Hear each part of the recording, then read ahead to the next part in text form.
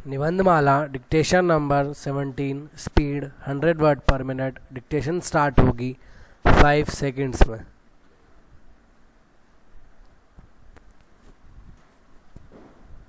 Dictation start.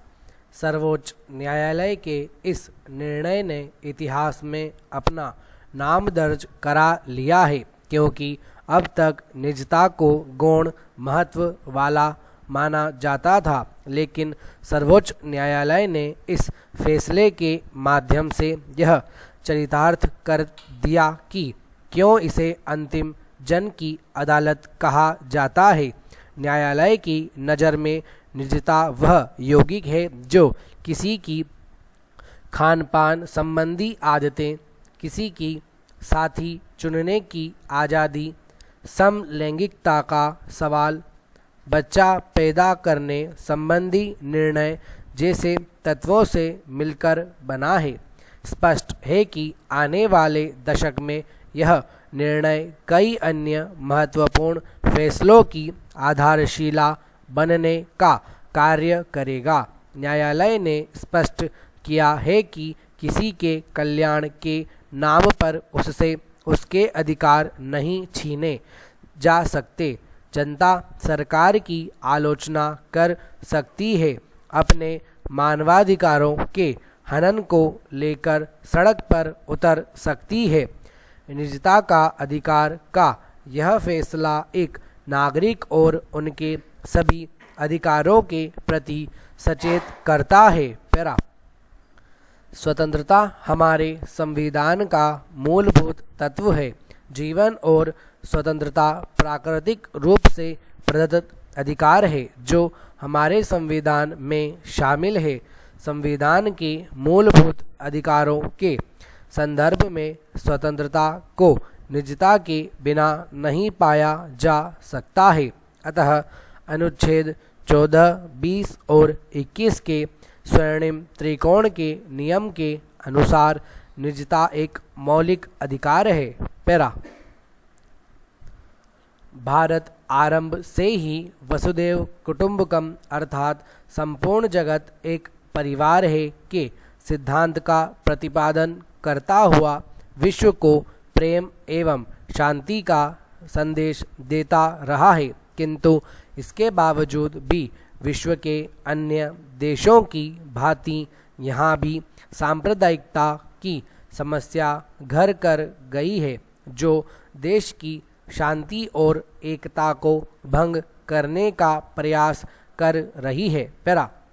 सांप्रदायिकता से तात्पर्य उस संकीर्ण मनोवृत्ति से है जो धर्म और संप्रदाय के नाम पर पूरे समाज तथा राष्ट्र के व्यापक हितों के विरुद्ध व्यक्ति को केवल अपने व्यक्तिगत धर्म के हितों को प्रोत्साहित करने तथा उन्हें संरक्षण देने की भावना को महत्व देती है। यह व्यक्ति में सर्वमान्य सत्य की भावना के विरुद्ध व्यक्तिगत धर्म और संप्रदाय के आधार पर परस्पर घृणा, द्वंद्व, ईर्ष्या तथा द्वेष को जन्म देती है। यह भावना अपने धर्म के प्रति अंधभक्ति तथा परधर्म एवं उनके अनुयायियों के प्रति नफरत की भावना उत्पन्न करती है। उत्तर प्रदेश के मुजफ्फरनगर और अलीगढ़ में हुए दंगे सांप्रदायिक हिंसा के उदाहरण प्रस्तुत करते हैं। पैरा। वास्तव में सांप्रदायिकता एक विचारधारा है जो बताती है कि समाज धार्मिक समुदायों में विभाजित है, जिनके हित एक दूसरे से भिन्न हैं और कभी कभी उनमें पारस्परिक उग्र विरोध भी होता है।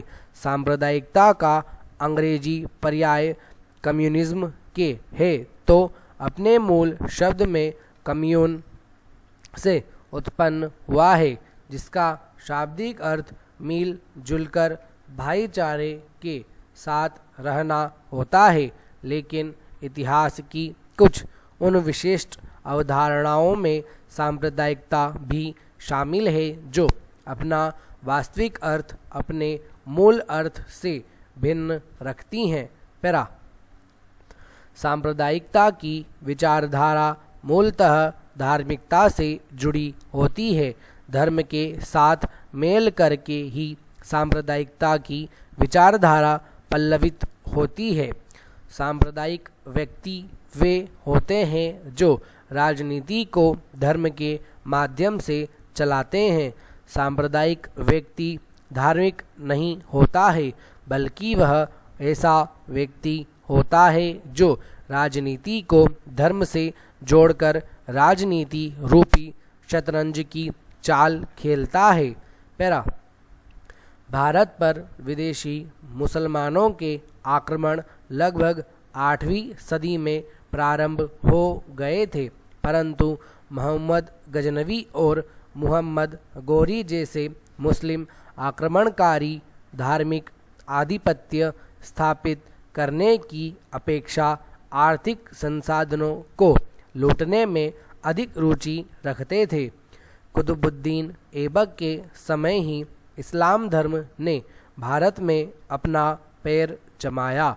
इसके पश्चात मुगलों ने अपने साम्राज्य को संगठित करने की प्रक्रिया में इस्लाम को मुख्य हथियार बनाते हुए धर्म परिवर्तन के प्रयत्न किए तथा हिंदू एवं मुस्लिम समुदायों के बीच सांप्रदायिक झगड़ों को भड़काने का प्रयास किया। पैरा 1857 की क्रांति में हिंदू मुस्लिम साथ साथ मिलकर अंग्रेजों के विरुद्ध लड़े थे, अतः 1857 के विद्रोह और भावी आंदोलन के पश्चात अंग्रेजों ने मुसलमानों के प्रति दमन और भेदभाव की नीति अपनाई, परंतु 1817 ईस्वी के पश्चात भारतीय राष्ट्रवाद के उभरने तथा नव शिक्षित मध्यम वर्ग की राजनीतिक प्रक्रियाओं और सिद्धांतों से परिचित होने के कारण अंग्रेजों ने मुसलमानों के दमन की नीति त्याग दी तथा उनमें चेतना का प्रसार कर तथा उन्हें आरक्षण एवं समर्थन देकर मजबूत करने का प्रयास किया, जिससे मुसलमानों को राष्ट्रवादी ताकतों के विरुद्ध प्रयुक्त किया जा सके। इस क्रम में अंग्रेजों ने सर सैयद अहमद को अपना सबसे बड़ा मोहरा बनाया। 1909 का मार्ले मिंटो सुधार तथा वर्ष 1932 का कम्युनल अवार्ड सांप्रदायिकता को बढ़ावा देने हेतु लाया गया था। पैरा प्रसिद्ध इतिहासकार विपिन चंद्र का मानना है कि कांग्रेस ने प्रारंभ से ही चोटी से एकता की नीति अपनाई, जिसके अंतर्गत मध्यम वर्ग और उच्च वर्ग के मुसलमानों को अपनी ओर करने का प्रयत्न किया गया। हिंदू और मुसलमान दोनों के द्वारा जनता की साम्राज्य विरोधी भावनाओं की सीधी अपील करने के स्थान पर यह मध्यम एवं उच्च वर्ग के मुसलमानों पर छोड़ दिया गया कि वे मुस्लिम वर्ग को आंदोलन में सम्मिलित करें। इस प्रकार चोटी से एकता उपागम साम्राज्यवाद से लड़ने के लिए हिंदू मुस्लिम एकता को प्रोत्साहित नहीं कर पाया। पैरा संभवतः प्रारंभ में राष्ट्रीय नेतृत्व में यह अप्रत्यक्ष सहमति थी कि हिंदू मुसलमान और सिख पृथक समुदाय हैं, जिनमें केवल राजनीतिक एवं आर्थिक मामलों में एकता है, परंतु धार्मिक, सामाजिक और सांस्कृतिक प्रथाओं में नहीं। इस प्रकार सांप्रदायिकता के बीच 20वीं शताब्दी के प्रथम चतुर्थांश में बोए गए पाकिस्तान का नारा मुस्लिम लीग ने लाहौर में सर्वप्रथम 1940 में दिया। मुस्लिम जनता के विभिन्न समूहों में पाकिस्तान के बारे में विभिन्न मत थे। मुसलमान कृषकों के लिए पाकिस्तान का अर्थ था हिंदू जमींदारों के शोषण से मुक्ति। मुसलमान व्यापारी वर्ग के लिए इसका अर्थ था सुव्यवस्थित हिंदू व्यापारिक तंत्र से छुटकारा, जबकि मुसलमान बुद्धिजीवी वर्ग के लिए इसका अर्थ था बेहतर रोजगार के अवसर। पैरा।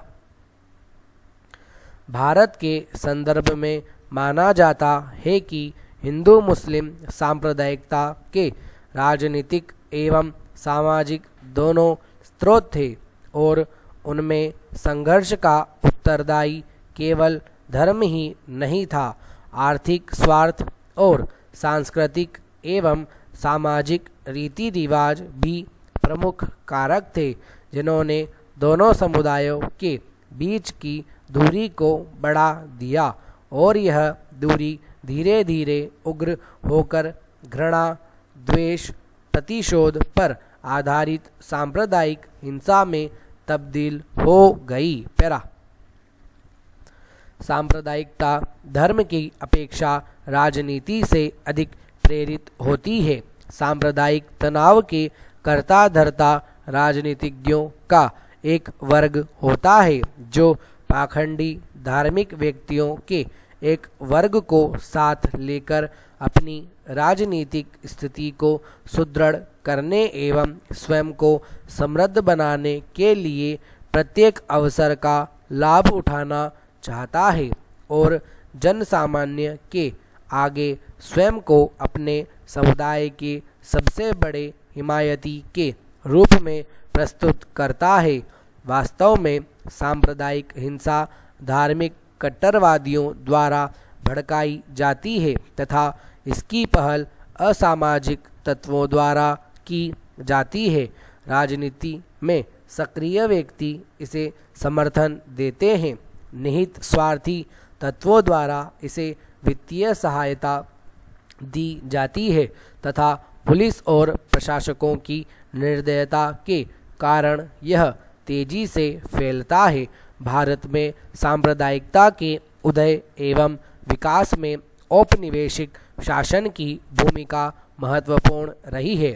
उनकी फूट डालो और शासन करो की नीति, जिसने 1857 के बाद सांप्रदायिक रूप धारण किया, इसका सबसे बड़ा आधार है। तत्कालीन परिस्थितियों में हिंदू संगठनों व मुस्लिम लीग की रणनीति तथा कांग्रेस के तुष्टीकरण ने भी इसके विकास में विशेष भूमिका निभाई है। पैरा। किसी देश का आर्थिक विकास और वहाँ के सांप्रदायिक विचार में उपस्थिति में व्युत्क्रमानुपाती संबंध देखा गया है। यदि आर्थिक विकास की गति तीव्र है तो उत्पादक गतिविधियों में संलग्न होने के कारण ऐसी विचारधारा अधिक विकसित नहीं हो पाती है, जबकि अल्प विकास की स्थिति में गरीबी और बेरोजगारी जैसी स्थितियां बनने लगती हैं, जिसमें व्यक्ति में बेचैनी, कुंठा और आक्रामक रवैया आने लगता है और जब यह बेचैनी सांप्रदायिक विचारों के साथ मिल जाती है तो सांप्रदायिक बन जाती हैं। पैरा। राजनीतिक अवसरवाद भी सांप्रदायिकता का एक महत्वपूर्ण कारक है। आधुनिक राजनीति में सत्ता का मार्ग जनता की संख्या पर आधारित होता है, इसलिए जनता की आस्था जीतने के लिए नेता धर्म या संप्रदाय का सहारा लेने लगते हैं, जिससे राजनीति में विखंडन की प्रवृत्ति जन्म लेती है। जैसे जैसे मत की भूमिका बढ़ती है, यह और प्रभावी होता जाता है।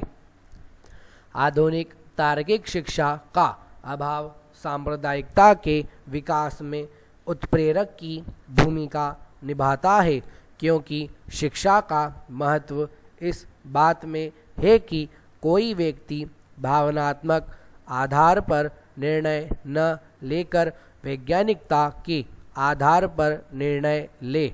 आधुनिक तार्किक शिक्षा नए विचारों को जन्म देती है, जिसमें एक दूसरे समूह के सांस्कृतिक अस्तित्व की मान्यता स्वीकार करने लगता है। इसे सांस्कृतिक सापेक्षतावाद की स्थिति कहते हैं। ऐसी स्थिति में यदि सभी व्यक्ति इस मानसिक स्तर को प्राप्त कर लें तो सांप्रदायवाद, अलगाववाद आदि भावनाएं समाप्त हो सकती हैं। पैरा यही बात भारत के कुछ हिंदू और मुस्लिम कट्टरपंथियों एवं संगठनों के लिए भी कही जा सकती है, जो धर्म के नाम पर अपने ही देश में द्वेषपूर्ण भावनाएं भड़काते रहते हैं। चाहे कश्मीर में हिंसा का मामला हो या राम जन्मभूमि बाबरी मस्जिद का विवाद हो या फिर वाराणसी में काशी विश्वनाथ मंदिर और उसके बराबर स्थित मस्जिद का विवाद। वर्ष 2015 से देश में बढ़े मॉब लिंचिंग की घटना, वर्ष 2020 की दिल्ली दंगा आदि इस तरह के सभी प्रकरणों ने दोनों समुदायों के रिश्तों में खटास पैदा की है। प्रेस और संचार माध्यम भी अपने अपने तरीके से सांप्रदायिक तनावों को बढ़ाने में योगदान देते हैं। उनके द्वारा अफवाहों पर आधारित तथ्यों की गलत प्रस्तुति आग में घी जैसा काम करती है। पैरा देश में सांप्रदायिकता के निवारण हेतु कानूनी, संवैधानिक व प्रशासनिक माध्यम से कई प्रयास किए गए हैं। वर्ष 1962 में पहली बार सांप्रदायिक विशेष की भावना पर नियंत्रण के लिए राष्ट्रीय एकता परिषद का गठन किया गया। राष्ट्रीय अल्पसंख्यक आयोग के गठन का प्रावधान किया गया, जिससे अल्पसंख्यकों की समस्या को अधिक बेहतर तरीके से समझा जा सके। सांप्रदायिक सद्भावना के निर्माण हेतु विशेष पुरस्कारों की घोषणा की गई, जैसे कबीर सम्मान, राजीव गांधी एकता सम्मान, सांप्रदायिक सौहार्द अवार्ड आदि। राष्ट्रीय सांप्रदायिक प्रतिष्ठान की स्थापना की गई है, जिसका उद्देश्य सांप्रदायिक सद्भाव, भाईचारा तथा राष्ट्रीय एकता को बढ़ावा देना है। धार्मिक संस्थान कानून 1978 बनाया गया है, जिसका उद्देश्य किसी भी धार्मिक स्थल की पवित्रता को बनाए रखना तथा राजनीतिक तथा सांप्रदायिक कार्यों के लिए दुरुपयोग किए जाने से रोकना है।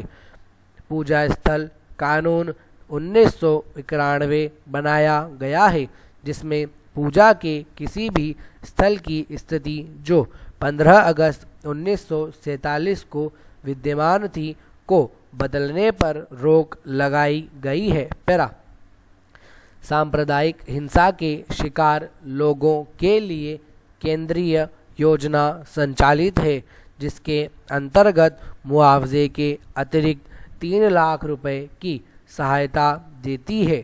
पैरा सांप्रदायिक हिंसा के समाधान हेतु कुछ महत्वपूर्ण प्रभावी कदमों की आवश्यकता है, जैसे सांप्रदायिक मानसिकता वाले राजनीतिज्ञों को चुनाव लड़ने से वंचित करना, धर्मांध लोगों के विरुद्ध निरोधात्मक कार्यवाही करना, पुलिस विभाग को राजनीतिज्ञों के नियंत्रण से मुक्त करना, पुलिस के खुफिया विभाग को शक्तिशाली बनाना, पुलिस बल की पुनर्संरचना करना, पुलिस प्रशासन को अधिक संवेदनशील बनाना, पुलिस अधिकारियों के प्रशिक्षण के अंतर्गत उन्हें धर्मनिरपेक्ष दृष्टिकोण अपनाने के योग्य बनाना आदि। भारत एक ऐसा देश रहा है जहां मुसलमान बाहरी आक्रमणकारी के रूप में तो अवश्य आए, लेकिन एक बार आने के बाद वे बाहर ही नहीं रह गए। पैरा उन्होंने इस देश को ही अपना ही देश माना है और यहाँ की संस्कृति को बहुत गहराई से आत्मसात किया है। अकबर ने दीन ए इलाही धर्म चलाया और अवध के नवाब वाजिद अली शाह को एक ही दिन गम का त्यौहार मुहर्रम और खुशी का त्यौहार होली पड़ने पर दोनों ही मनाते थे। कारण स्पष्ट था कि मजहब अपनी जगह है और इंसानियत या आत्मीयता अपनी जगह। कोई भी मजहब किसी को वैमनस्य नहीं सिखाता। अमीर खुसरो ने अपनी मसनवी नूर सिपह में लिखा है, लोग पूछते हैं कि भारत के प्रति मेरे मन में श्रद्धा क्यों है। भारत मेरी जन्मभूमि और मेरा देश है। पैगंबर ने कहा है कि अपने देश से प्रेम करना मजहब का एक हिस्सा है। धर्म के आधार पर लोगों को विभाजित करने का कार्य केवल निजी स्वार्थों की पूर्ति करने वाला असामाजिक एवं निकृष्ट कोटि के लोग ही करते हैं। पैरा इस प्रकार सांप्रदायिकता जो एक सामाजिक बुराई व धार्मिक जहर है को समाप्त करने हेतु सरकार, राजनीतिक दल, गैर सरकारी संगठनों, नागरिक समाज को मिलकर प्रयास करना होगा तथा प्रत्येक नागरिक को इतना सुदृढ़ एवं विवेकशील बनना होगा कि उचित अनुचित, नैतिक अनैतिक, तार्किक अतार्किक आदि के बीच में अंतर की स्पष्ट पहचान कर सके, जिससे राष्ट्रीय एकता एवं मानवीयता की गरिमा बरकरार रहे। आज हम सबको स्वामी विवेकानंद की कही बातों को आचरण में लाने की आवश्यकता है। हम भारतीय सभी धर्मों के प्रति केवल सहिष्णुता में ही विश्वास नहीं करते, वरन सभी धर्मों को सच्चा मानकर स्वीकार भी करते हैं।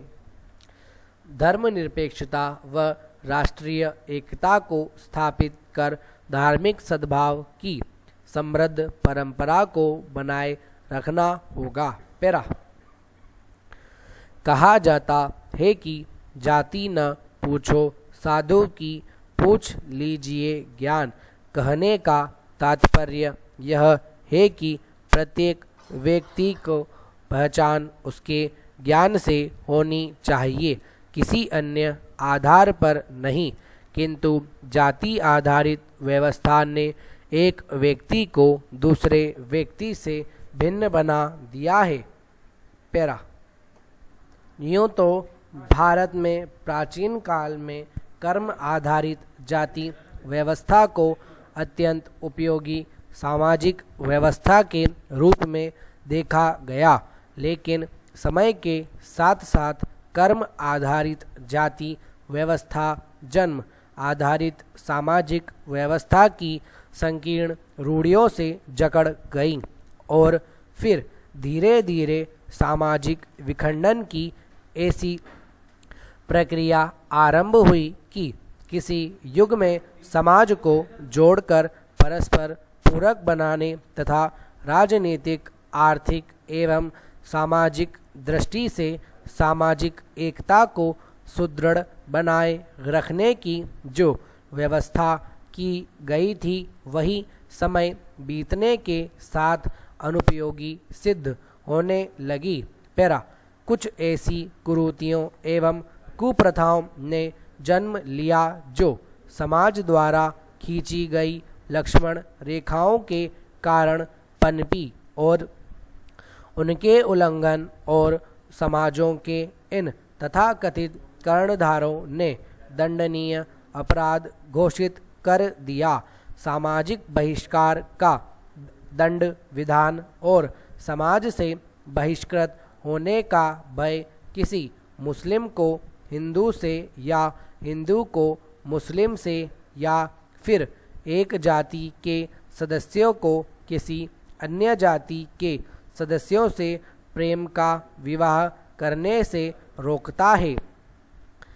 एन के दत्त ने अपनी पुस्तक origin and growth of costs of India में जाति को परिभाषित करते हुए लिखा है, जाति जन्मगत आधार पर सामाजिक संरक्षण और खंड विभाजन की एक गतिशील व्यवस्था है जो अपने सदस्यों पर खान पान, विवाह, पेशा व सामाजिक सहवासों से संबद्ध अनेक या कुछ प्रतिबंध लगाती है। पैरा संभवतः मानव समाजों में स्त्रीकरण का विकास वंशागत और सामाजिक दोनों कारणों से हुआ है। वंशागत स्त्रीकरण जातिगत स्त्रीकरण है, जबकि सामाजिक स्त्रीकरण गैर जातिगत स्त्रीकरण है। वंशागत स्त्रीकरण से दो भिन्न समाजों के विलय का बोध हो जाता है, जब एक जाति समूह दूसरे जातीय समूह या समूहों पर स्थायी रूप से न्यायाधिक प्रबल हो जाती है, तो वंशागत स्त्रीकरण निर्मित हो जाता है। भारत में हिंदू जाति व्यवस्था इसी प्रकार के स्त्रीकरण का उदाहरण है। हिंदू समाज भारत की आदिकालीन जातियों और आर्य जातियों के विलय से बना है। सामाजिक स्त्रीकरण में एक समाज के अंतर्गत पद स्तरों की एक व्यवस्था विकसित होती है। पैरा धर्मशास्त्र के अनुसार हिंदू समुदाय को गुण एवं कर्म के आधार पर 4 वर्णों में विभाजित किया गया है। भारतीय समाज परंपरागत रूप से ब्राह्मण, क्षत्रिय, वैश्य और शूद्र वर्णों में विभक्त माना जाता है। श्रीमद् भागवत गीता में भी चातुर्यवर्ण्य मया सृष्टम गुणकर्म विभागशः अर्थात गुण व कर्म के आधार पर समाज को 4 वर्णों में बांटे जाने का उल्लेख किया गया है। समय के साथ साथ इन्हीं 4 वर्णों में से असंख्य जातियों का उद्भव हुआ।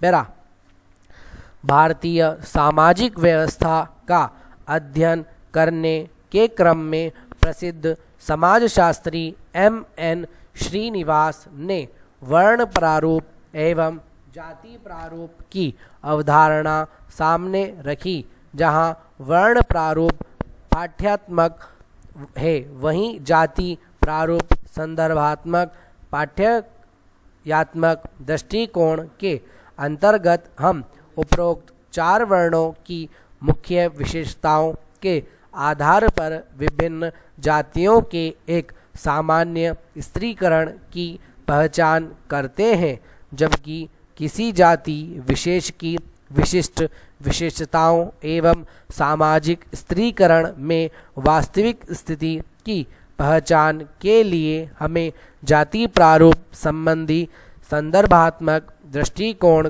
का सहारा लेना पड़ता है, जो अधिक सटीक एवं प्रासंगिक है। पैरा भारतीय जाति व्यवस्था में बदलते हुए मूल्यों के साथ परिवर्तन हो रहा है। आज धन एवं शिक्षा जैसी सुविधाएं उच्च एवं निम्न दोनों जातियों के सदस्यों की पहुंच के भीतर हो गई है। इन परिवर्तनों का आरंभ मुख्य रूप से 19वीं शताब्दी से हुआ, जब राजा राममोहन राय और कुछ अन्य प्रगतिवादियों ने जाति व्यवस्था के विरोध में आवाज़ उठानी शुरू की। भारत के स्वतंत्र होने के बाद जब यहाँ समतावादी मूल्यों पर आधारित लोकतांत्रिक और धर्मनिरपेक्ष समाज की स्थापना हुई, तब जाति व्यवस्था के नियमों में बहुत तेजी से परिवर्तन होने लगा। औद्योगिकीकरण, नगरीकरण, शिक्षा, स्त्री जागरूकता तथा गतिशीलता में वृद्धि होने से जाति व्यवस्था के बंधन शिथिल पड़ने लगे। इसके अतिरिक्त जाति पंचायतों तथा संयुक्त परिवार के विघटन के कारण जाति व्यवस्था को उसी पुराने रूप में बनाए रखना संभव नहीं रह गया। स्टॉप।